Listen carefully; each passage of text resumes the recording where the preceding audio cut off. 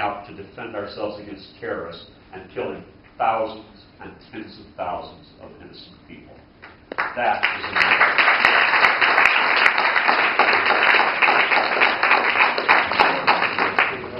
All right, so we have about 15 minutes for questions from the audience, and we'd ask that we do one question to Professor Byrns, one question to Professor Lewis, just to give them equal time to respond.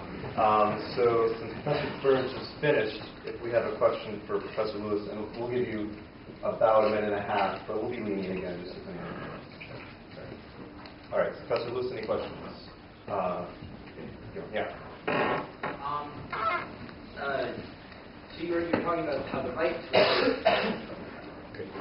to life constitutes the ability to live your life as you see fit, to make your own choices. And there are definitely circumstances, like within our society, people are definitely born into circumstances where that's something they don't always have the chance to do because they don't have, access to a good education, or they have to, work at a young age to support their family. They don't really have time to go out and pay money to get educated. And a lot of the function of government has been historically that they would provide services like public education that would help people break out of those circumstances. And the reason for that is that often these are not provided at such a low cost by charities. People don't have a natural incentive to do them, so they don't really form just from the free market. And in order to do those things, the government needs money, so it taxes people. And that works as something of redistribution of wealth. How do you, in your moral framework, how do you balance?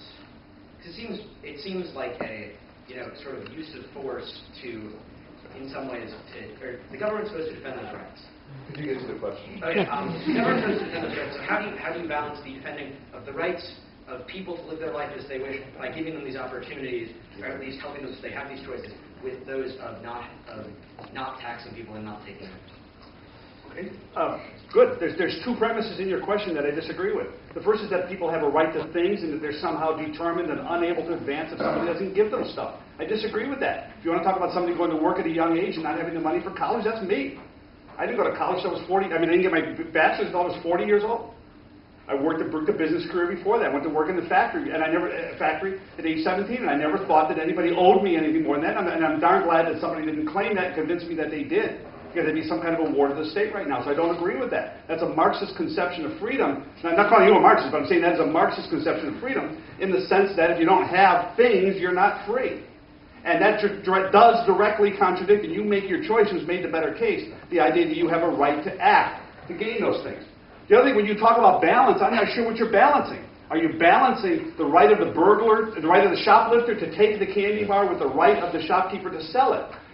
I don't balance the initiation of force with the retaliatory use of force. I say the initiation of force is wrong, and the purpose of retaliatory force is to stop it. And the reason we institute a government is to take that force out of our hands, to delegate it to an authority which, properly speaking, should be working under a fundamental law and a legal framework.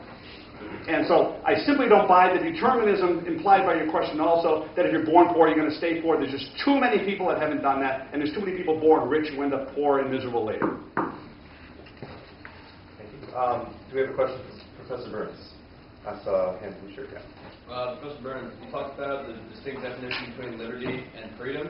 Liberty is the absence of coercion of the central authority, and freedom is a huge range of choices. Do you believe that these are endowed to everything? And as you refer to in your argument, the government as an entity, do you think that other entities within, the civilization and the social context should be endowed with these rights as well? Well, here, first let me address the freedom. I don't have the freedom to be an NBA center. I'm sorry, I'm just not tall enough, and gravity is going to keep me from being able to dunk. Okay? So when I defined freedom, I was just talking about the ranges of choices available to people. And here, I know that we have differences genetically. We have all sorts of endowments. But I'd like to address slightly the question of freedom and liberty and the like in much the fashion that John did.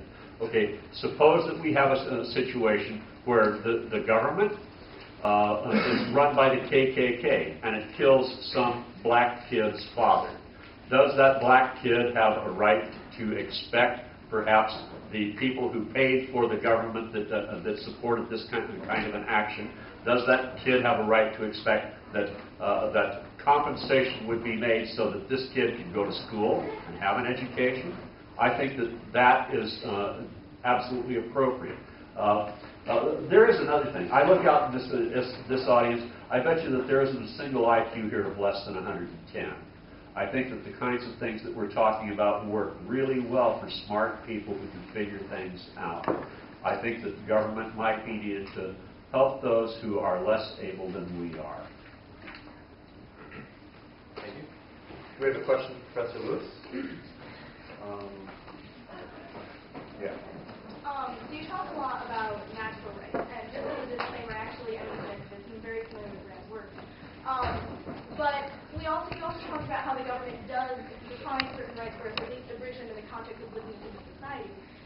But somehow we hold this right to property as being almost more sacrosanct than our rights to live life as we choose, because we obviously do have limits on our ability to live as we choose within a society. As we're talking about, you never really address the concept of bilateral rights. So I'm going to assume that you agree with that. So why then is property so much more sacrosanct than the rest? Where does it come from? I mean, if you look at it in terms of, like, investigating the tie, we can look at it, well, did he buy it legally? Yes, well, where did he get his money? And then if he got his money from all sorts of circumstances born into his IQ, what ultimately then was the source of his property, in which you can only argue the circumstances of his birth and his parent selection. So we kind of run into this problem of why, like, what are these property rights and why are they naturally endowed? Well, first off, I qualified, and if not disavowed, if I had more time to talk about it, I would actually disavow the concept of natural rights, because it implies an intrinsicism that rights are out there. Rights are moral principles determined by looking at your nature as an individual. So I didn't say that I supported natural rights in the way you put it. It's too short to really discuss that. Notice that you said, we think this, we think that, we put this. We think all kinds of things. We're in a mixed economy. We're making a lot of mistakes.